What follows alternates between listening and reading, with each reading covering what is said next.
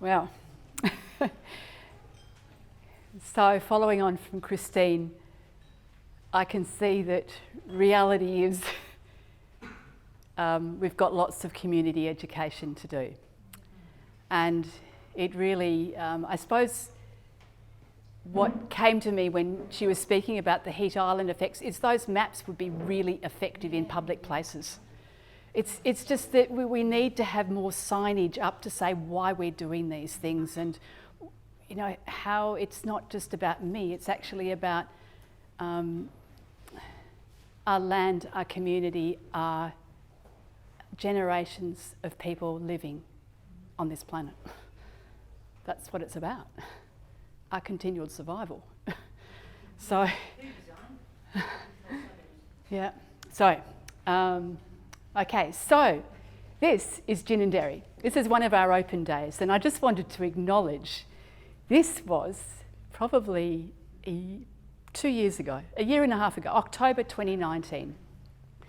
We were invited by Ginninderry to have our Act for Bees community education stall, and this is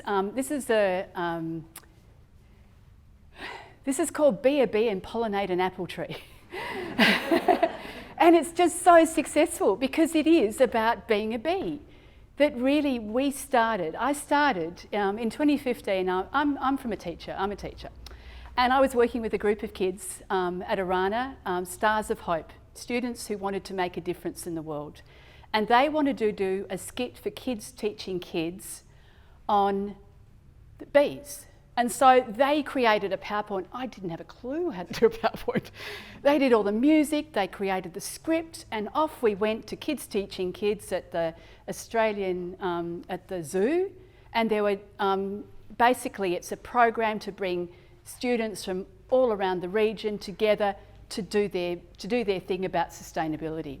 So our group presented to about 9 schools, and they didn't have a clue that bees and food was connected. Wow, it's not in the Australian curriculum. Wow, that's a bit of a problem, isn't it?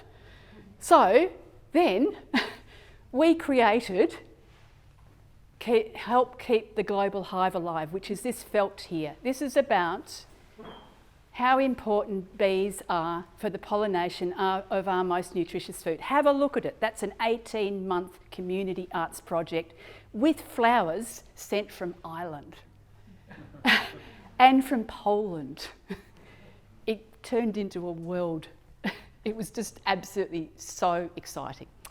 So then we thought, well, we need to make sure that kids actually know, and people know, because the teachers didn't know either, how important bees are. So we created this thing, Be a Bee and Pollinate the Apple Tree, and it's been just wonderful. But that Ginninderry Open Day, we had so much support. I actually have to say, we have never had so many people from so many different communities coming to Ginninderry saying, wow, we really know pollinators are important, what can we do? And that was like, wow, we're working in the right spot. This is the place that it's actually going to support what we're doing. So thank you, Ginninderry. Thank you so much. And thank you, Cormac, for all your support, because yeah, you know what plants were what, you know. You've brought the expertise. I don't claim to be an expert. I am learning. This all started in 2014. I knew nothing about bees. So, yeah, so this is about healthy planet, healthy people thriving together. So this is started in 2016. It actually started with an Indigenous person coming to me and saying, can you please ask Ginninderry for pollinator corridors, because river systems are the place where biodiversity is peak. We have to have pollinator corridors near them. So we asked and they said yes. Wow, how amazing. Us, a little tiny group. And, you know, and then the ACT government, I mean, really, God, who wouldn't believe it? Us, other things getting into it. So then we actually had, we had a German person. I'm part of the community, Western Community Orchard, which is right next to Arana, which is where I was a teacher. And that was the old CIT orchard. And CIT got burnt, but the community orchard was there, and it survived the bushfires, and it survived no watering. And so it's become now an organic biodynamic orchard. And one of our group members, Carmen, was German, and she said, oh, you know, everywhere in Germany there are these bee hotels. You know, you go for a walk in the bush and then there's a bee hotel next to a seat. People love them. Never heard of them here. And so she said, let's build one. So we had, in spring, we had a bee event, and poured with rain. So we were all under the umbrellas making a bee hotel. And then the ACT government said, oh, we'd love one for Floriade. Could you please build one for Floriade? So that's where that one out there came from. We built a giant one for Floriade and then thought, oh, what are we going to do with it now? And so we offered it to Ginninderry, and thank you for taking it up. And it is very successful. Let me say it's actually more successful than the one at Botanic Gardens. It is quite amazing. So it's the situation, it's the plants around, absolutely amazing. So it's all about education. And the ACT government often did the signage. So there's help keep the global hive alive. And that led to us saying, oh, well, we need to add to the curriculum. So we looked around for curriculum writers, and we decided that Cool Australia were really based on sustainability, and they have free online curriculum resources. Absolutely brilliant. Please all log on, make a log on. You will find whatever you need. Indigenous issues, waste, Blue the film, Bluey. Bluey. There's a whole series on blueies and social things. It's just absolutely brilliant. But you will also find Love Food, Love Bees. And we've just added Love Food, Love Bees, native bees to the year 5-6. So we've done early learning because there was a real need for early learning teachers to have sustainability. It's a really important part of the national curriculum. We did year 5-6 first, and that's been really, really widely taken up. And also year 9-10, Love Food, Love Bees, food security and sustainable agriculture. So it's really about the agricultural systems that we have, monoculture, high pesticide usage, loss of biodiversity is the second biggest driver of climate change. We can't take it we have to take it seriously. What we buy and eat every day is driving climate change. We all eat. And so we have to change the way we grow. We have to change consumer demand for more sustainable agricultural systems. And so please think about it when you go to the supermarket. Think about, oh, can I go to our local farmers market on the weekend? Can I support my local organic shop? Can I buy just one or two things that are organic, because it's actually better for me not to have one of 132 chemicals that are put on our food, to something that actually is not leaving residual chemicals in the environment. It's not poisoning our water supply. It's not causing monoculture systems. So we've reached about 400,000 students in Australia, and it's also being used overseas. So it's just like, wow, that's exciting. And that, for me, is about where we need to be doing our education, because when you teach a child, they go home and they say, Mum, we need to plant native plants. And that's the feedback we've had from children, from teachers, is that when I taught that unit, the kids came back to me and said, oh, we've planted a whole lot of plants in our garden. So forget about the adults, aim for the children, because the adults are very difficult to shift. As we know, what's Greta Thunberg saying? She's saying, well, you all know it, but actually you're not doing it. So, this is really exciting too. Hall Village, they decided to become Australia's first bee-friendly village.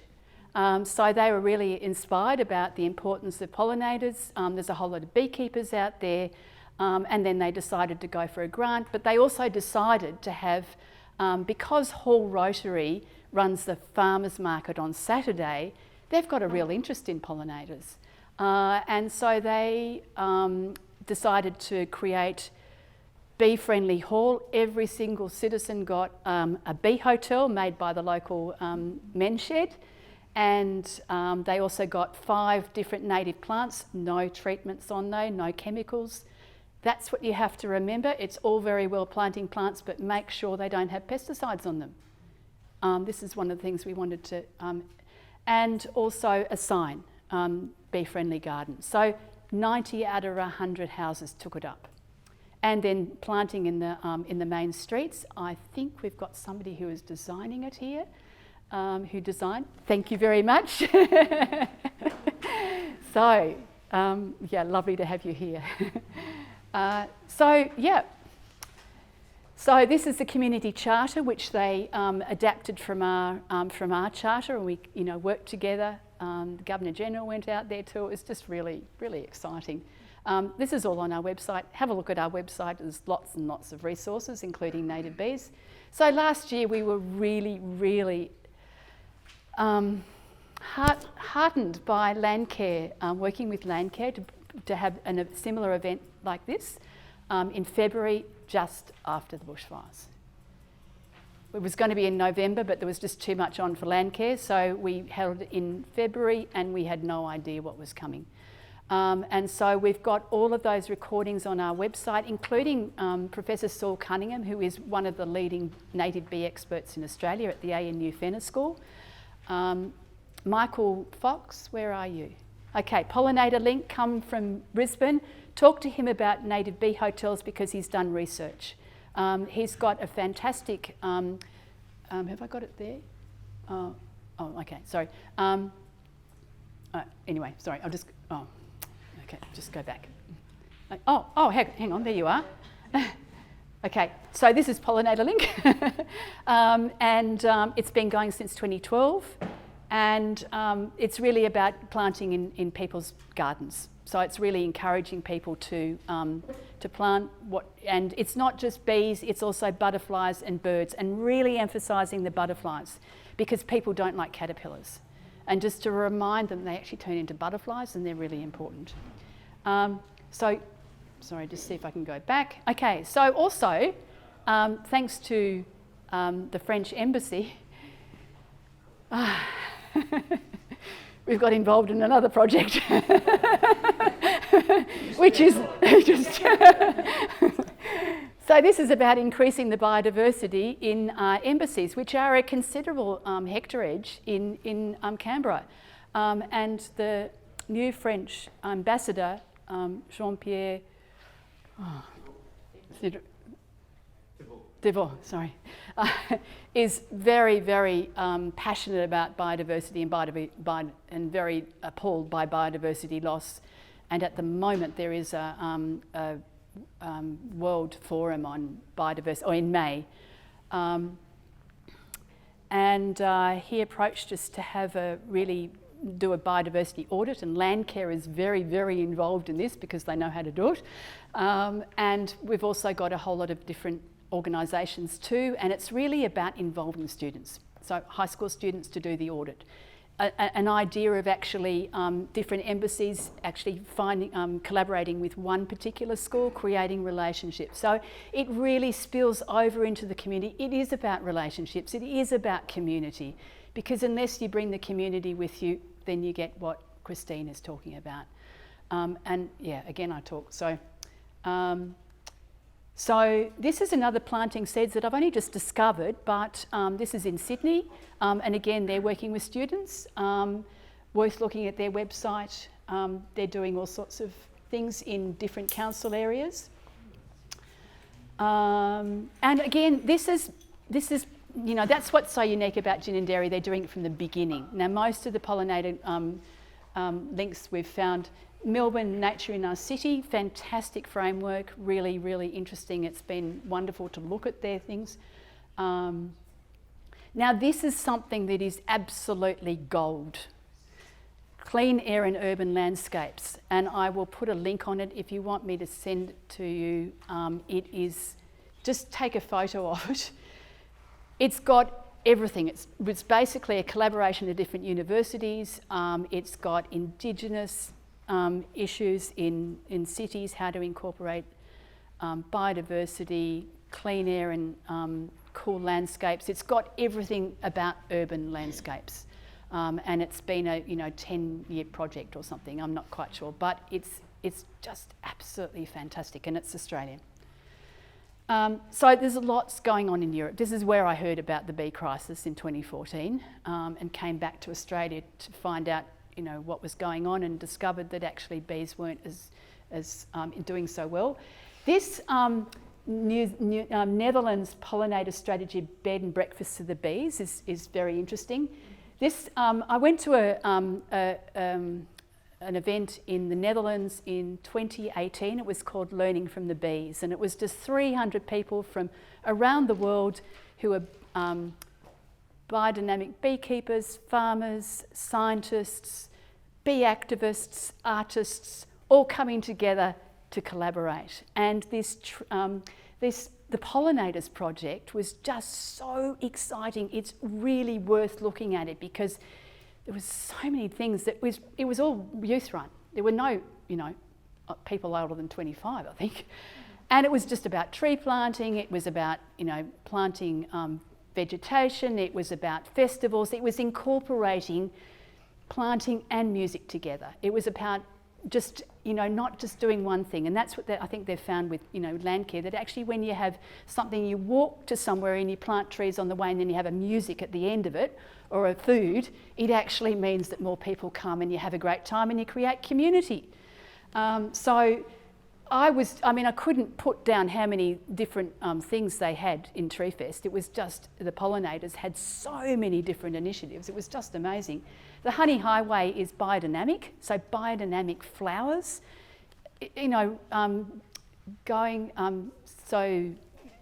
biodynamic is sort of higher than organic in terms of less impact on the environment, but they're working with the roads and the electricity providers and the railways, and major industries. She's actually working in a major way.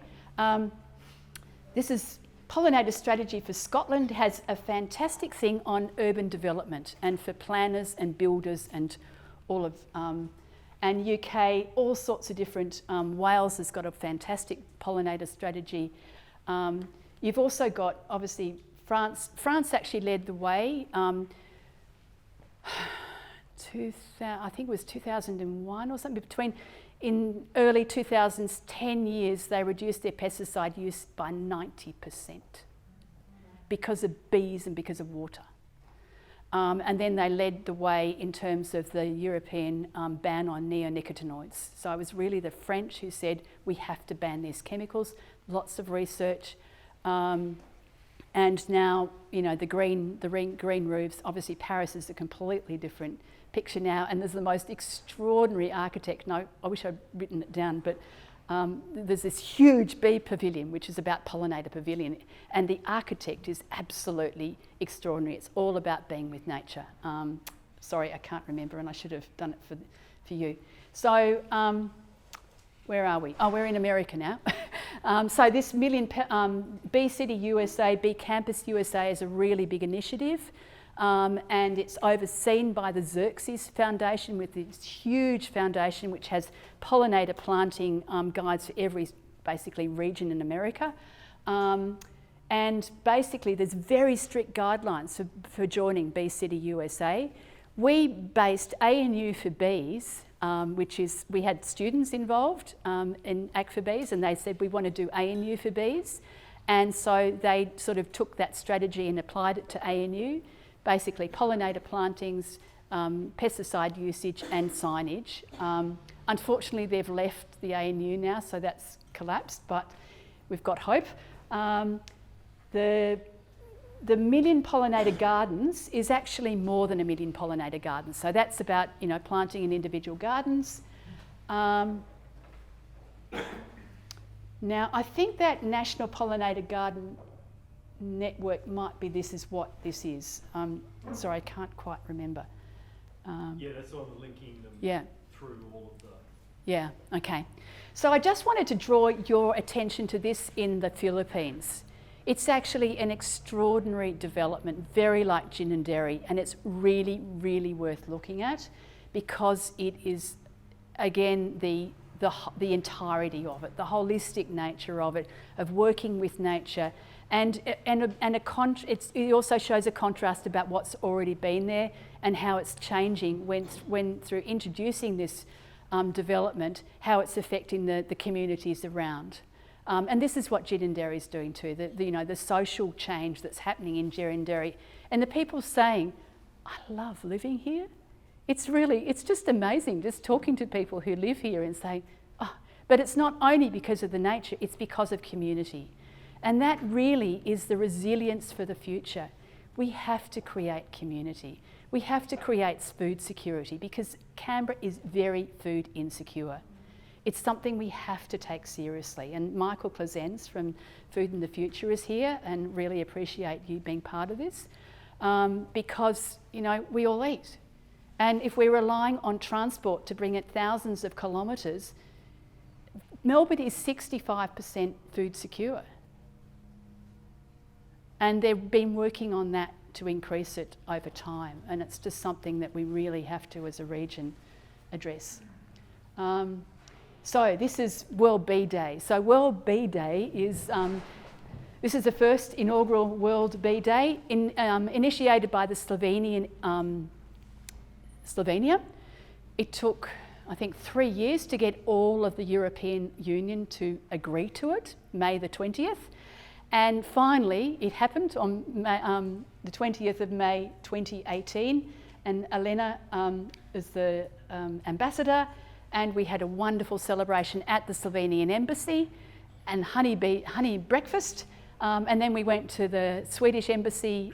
They opened their grounds for the really first time for a large number of people, and then we had then there was a film, More Than Honey, by the Swiss embassy at ANU afterwards. So this is Rob and Meg, who are from ANU for Bees. Rob's a beekeeper, and this was just really, and this was part of the, love that one. So this was 2019, and we actually had a celebration here at Ginninderry the day before, and it was just wonderful. We had it up at Strathnairn, and we did planting for Pollinator. We did all sorts of plantings around Strathnairn Art Gallery. We had painting, we had honey, honey food, music. The choir performed, which was children, and then the next day was World Bee Day celebrations, and we had actually at Parliament House the day after the election. And so we had all sorts of different embassies and New Zealand High Commission, also Farmers Market, Rotary for Bees is a group in Melbourne, really big drive worldwide for the environment and fantastic people down there. Sue with Dance Kids did wonderful work. She works with preschools and she's got a great program. This was the Botanic Gardens had this beautiful koala that was actually had native bees all over it, and it was just to show how many different native bees, and again, be a bee, pollinate the apple tree. So this year we're actually focusing, it's going to be on Thursday is May the 20th is World Bee Day, and then on the Saturday is when we will celebrate, which is actually World Biodiversity Day. So it's just a really important reminder of how important pollinators are for biodiversity. And go to go to our website for our events to see, but go to the World Bee Day website, Australia, and you'll find more and more events. If you know of an event or want to hold an event, please put it on. The farmers markets are actually going to be celebrating it around Australia. So we don't want to be just a Canberra. It's got to be Australia-wide. It's a great regional way to bring people in for food. Having special Parliament House. Cormac, I would like you to talk about it too, because Cormac's running it. He's amazing. So all of you, welcome to take one of our flyers. Could you please write your name down on our Act for Bees email list, because that is our newsletter. We've got a growing number of people, local, Australia-wide and international, and they're watching very carefully internationally what's happening at Ginninderry with the pollinator corridors. They're really excited because they want to do that in Berlin. Don't know where they're going to build in Berlin, but okay. So this is, again, this is on our website, what to do, and yeah, again, I say, look, it is so lovely to have a little person here, and I also thank you for coming, Jasmine. And I also want to welcome the students. We have a number of students from CIT and UC and Fenner School here. Thank you for being here. Thank you for joining us. Please take this forward. This is what it's about. We are creating a movement for change. This is the picture we have to show people. This is a healthy planet. We all have the power and the resources right now in ourselves through working together, through collaborating to bring this change. There is hope. There is change. There's much change happening. And actually, in many ways, I think Act for Bees is really about pollinating the good, because that's what we need to do. We are so overwhelmed with the negative that we become disempowered and frozen. And what we need is to shine a light on where we're going, to hold that vision up for people to see and say, oh, that tree,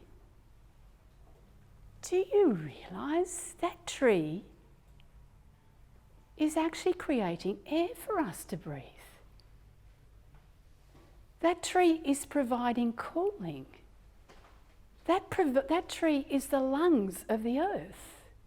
But it's not only the lungs of the earth, it is amazing. Underneath the earth is this incredible mycorrhizal network of communication. There are things going on that are part of decomposition. It's a part of the life of why we are here. And this connection is really why people have got complaints, because they have no idea. So how can we find those links to bring people back into connection with the living earth? That's our task. And the communication is key. And the connection is key, making connections with people who are outside this circle. So thank you so much for coming with us. Let's keep this communication going. It's really important, because this networking is key. And that's what Costa, he came down to our last conference and he said, keep the networking going. Keep the networking going, because that is what is to show. This is a growing movement, and there's growing movements everywhere. Keep on linking out. So, thank you.